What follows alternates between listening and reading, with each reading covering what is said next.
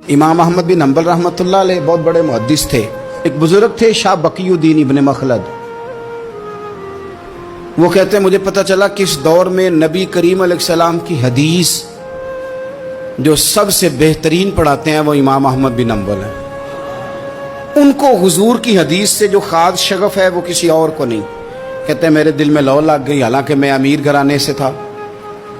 मैं कश्ती में बैठा इमाम अहमद बिन हम्बल के पास आने के लिए, रास्ते में तूफान आ गया, कश्ती हिचकोले खाने लगी। किसी तरीके से एक जजीरे के साथ जाके कश्ती लगी, टूट गई, बिखर गई। मैं जजीरे पे उतर गया, और भी कई लोग थे।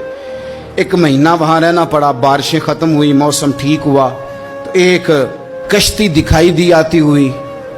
फरमाते हैं कि वो उस कश्ती में मैं बैठा, दोबारा बगदाद गया। मुझे सफ़र तय करते 2.5 महीने गुजर गए। वो जजीरे पे महीना पत्ते खा के भी गुजारा करना पड़ा। निकला था इल्म हासिल करने। जब बगदाद शरीफ पहुंचा, लोगों से पूछा इमाम अहमद बिन हम्बल का मदरसा कहाँ है?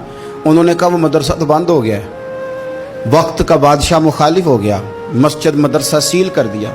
इमाम साहब कहाँ हैं? कहा घर के अंदर कैद हैं। उनके घर को सब जेल बना दिया, चारों जानी पुलिस खड़ी है, और वैसे भी बगदाद में कर्फ्यू है, हर चौक चौराहे में पुलिस वाले खड़े हैं। शाह बकीउद्दीन कहते हैं इतना कुछ सुनने के बावजूद भी मेरा जज्बा ठंडा नहीं हुआ।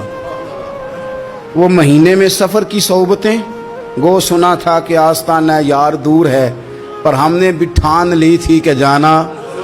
वो सुना था कि आस्ताना यार दूर है, पर हमने ये ठान ली थी कि जाना ज़रूर है। कहते पहुँच गए। अब पता चला कि कर्फ्यू है, सड़कों पे पुलिस खड़ी है, गलियों में चौकों चौराहों में पैरे हैं। इमाम साहब तक तो जा कोई नहीं सकता। कहते मैंने एक शख्स की मिन्नत की, मैंने कहा किसी तरीके गाड़ी बता। कहने लगा मैं इशारा भी नहीं कर सकता, सख्त हालात हैं। वो कोई तरीका। मैंने जब ज्यादा तड़प के कहा तो वो शख्स कहने लगा मैं उनके घर के करीब तुझे ले जाऊंगा और गुजरते वक्त सिर्फ आंख का इशारा करूंगा। कहते मैंने कहा ये भी ठीक है। उनके घर के तेरी तलाश में फिरे ना हम जंगल पहाड़ और दश्त में। उनके दरवाजे के करीब उसने इशारा किया। शाह बकीउद्दीन कहते हैं कि मैं घर दे के आ गया वापस। अब मैं सोचने लगा कि कैसे इमाम साहब तक पहुंचना है। बड़ी तजवीज़ें सोची, बड़ी तजवीज़ें, काम वाला बन जाऊं, फेरी लगाने लग जाऊं। फिर सोचा कि अगर मैं कुछ बेचूंगा रेडी पे रख के तो कोई खरीदने निकलेगा, कोई नहीं निकलेगा। किस तरह करूं, क्या करूं, बड़ी सोचें। बिल आखिर मैंने तय किया, अल्लाह अकबर। मैंने ना कपड़े फाड़ लिए, इमामा उतार दिया। फरमाते हैं कि एक प्याला मिट्टी का खरीद के गले में रस्सी से बांध लिया, और इमाम अहमद बिन हम्बल की 3 गलियों पीछे मैंने दरवाज़ा दरवाज़ा सदा लगानी शुरू की, फ़कीर हूँ, अल्लाह के नाम पे लेने आया हूँ।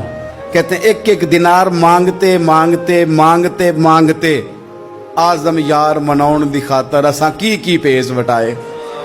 कहते हैं मांगते मांगते ना मैं इमाम अहमद बिन हम्बल के दरवाजे तक आया। अमीर घर का बच्चा था, बड़े पैसे जेब में होते थे। इमाम के दरवाजे पे सदा लगाई, कोई है अल्लाह के नाम पे देने वाला? कहते हैं नूर भरा दरवाजा खुला। एक गोरे मुखड़े वाला, सफेद दाढ़ी वाला, सोने इमामे वाला, चमकदार आंखें, नूरानी शबाहत। कहते इमाम अहमद बिन हम्बल बाहर आए और जैसे एक दिनार मेरे प्याले में डालने लगे तो मैंने हाथ चूम के कहा सोनिया तेरे कुर्बान जाऊं, मैं दिनार लेने नहीं आया, मोहम्मद अरबी की हदीसें सुनने आया हूं। कहते इमाम की भी आंखें खुल गई। कहने लगे इस हाल में आजम यार मनौन दी खातर साकी की पेश बटाए का हुजूर क्या करता, यही एक तरीका रह गया था। मैं तो कहाँ से चला हूँ, कहाँ पहुँचा हूँ, क्या करूँ? इमाम साहब फरमाने लगे फिर मैं भी बड़े दिनों से परेशान था, कोई सीखने वाला नहीं मिल रहा था, तू मिल गया। कहने लगे हुजूर मैं रोज आ जाऊं फकीर बन के, आप जितना चाहें 2, 4, 5 मिनट में मुझे हदीसें सुना दें, मैं अगले दिन याद कर आया करूं। कहते 2 साल लग गए। शागिर्द कहाँ मिलेंगे ऐसे, कहाँ मुरीद मिलेंगे, गुजर गया दौर। कहते हैं कि मैं ना हर रोज फकीर बन के जाता, 3 गलियां पीछे मांगना शुरू करता, कुछ शक ना करे।